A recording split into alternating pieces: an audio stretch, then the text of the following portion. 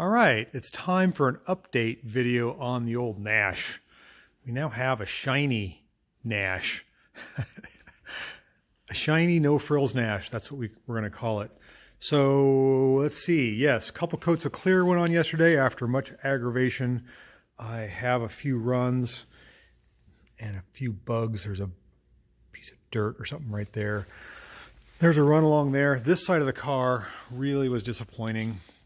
The nozzle within the gun came loose halfway through this side of the car and just started running for no reason. I couldn't keep it from not running. There's a couple runs here, the waterfalls. I'm going to sand these out. However, the driver's side of the car came out really, really well. It's after I figured out my problem with the gun. There's always something. It seems like it just takes forever. Somebody's knocking at the door. You want to come in here? I thought it might be you.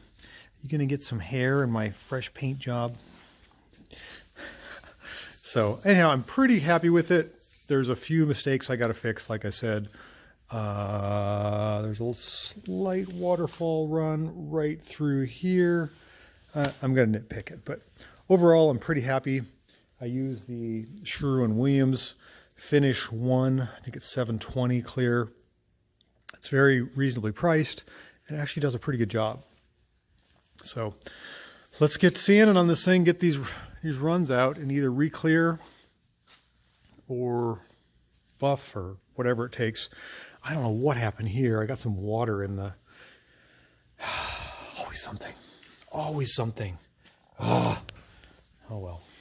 At least they're easy spots to sand. It's not like in a crevice, I hope. Okay, that's the status from the shop on New Year's Eve.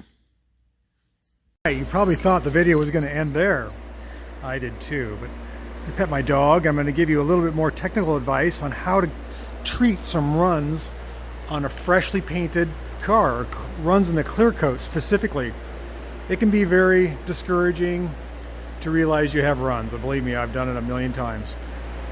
But there's a few things you have to do, or want to do, or might try to do to fix it. So let's do a little technical session, see if I can help ease the pain. First of all, you got to wait for the car to completely dry. 24 hours. It's been about, I think it's been about 18 hours on this one. The clear, you can test on a inconspicuous spot like the masking. If you touch it and it's not tacky, you can probably work it. And what I like to do is, like you can see, I started to sand my runs here a little bit, but I'm going to show you what I did. You'll need a really sharp, brand new razor blade. Brand new. And what you're going to want to do is find a run. Let's say that's a run right there. You want to take the razor blade completely flat, and you're going to scrape the head of the run off. What that does, that levels it out, like I just did there. And then you can take some 400 grit sandpaper on a little flat block like that, just so you can apply pressure with your finger. And you want to sand just the run. You're going to go back over this many times. You can see I've knocked down that run really well, and then you'll take the flat side of the paper and make sure that you even it out with the rest of the body. Pretty well knock that down. You can feel it with your finger a little bit. You go back over it using the edge of the block as kind of like your finger, but the block is flat and straight. Now with these waterfall runs that I got on here, I'm embarrassed about them. You're kind of just going to use the whole edge of the block. That's after you've razor blade knifed off the big parts. And you can see they're coming. The clear is still a little soft. It's not soft to be gummy, but it's workable. This is the best time to do this. So once we've got our highs knocked down, we got to get down to the lows. Then we can come back over with a DA and keep getting smaller and finer grits for your sandpaper, and we'll just polish that out or re-clear it.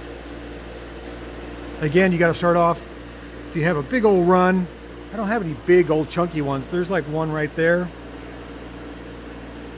You want to take the edge Be careful, you don't want to peel up your paint. Be very careful not to dig an edge, like the pointed edge in. You want the flat side of the razor blade, and you just want to shave it.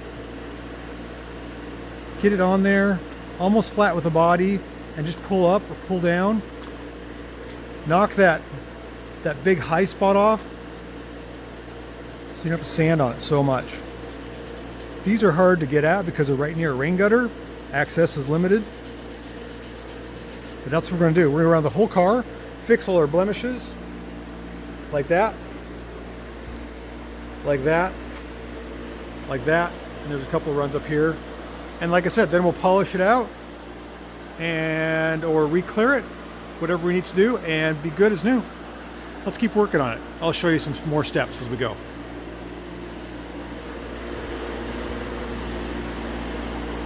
Okay, as promised, I'm going to show you how to get rid of a waterfall run on a freshly cleared car. So first of all, you're going to take some 400 grit sandpaper. Oh, wait. First of all, let's back up here a little bit. You're going to be very careful. Use a razor blade and flat cut off the heads of the deepest part of the run, like right there. Take this razor blade and you're going to go up and try to cut that head of the run off. I've already done it. That's the first thing. Let me get that down. Take some 400 grit. It can be wet or dry. Sandpaper, doesn't really matter. You could go 320. I like 400. Let's start there. And use the edge and just sand off the highest point of your waterfall run. So you get it looking like that. Then you're going to move up to basically a DA with 400 on it. This is an interference pad, and you're going to just run across it a little bit, knock down all the high edges. You can actually use the edge of the DA. See how that's really knocking it down? And you're looking for highs and lows. And what I mean by that is, you wipe it down, you can see where the shiny spots are. You got to get down to those. So you're going to keep working this with 400 until you get it close. You don't want to burn through the paint. That's why we have an interference pad. Take your time, go slow, don't get in a rush. Rome was not built in a day. See, we're getting that lower and lower. Check our work. So now we've just got like some little areas right here to clean up. We're going to keep doing that with 400, and then we're going to switch out to 600, 800, and make it bigger and bigger and bigger, 1,000, 1,200, and you can probably polish this out. You'd never know that was ever there. It's like a magic marker eraser. So let's keep doing that. I'll show you how this works.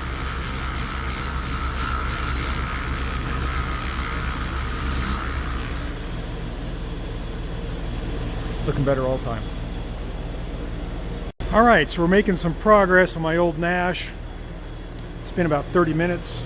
Sanded all this big waterfall area down in the clear due to a problem with my gun.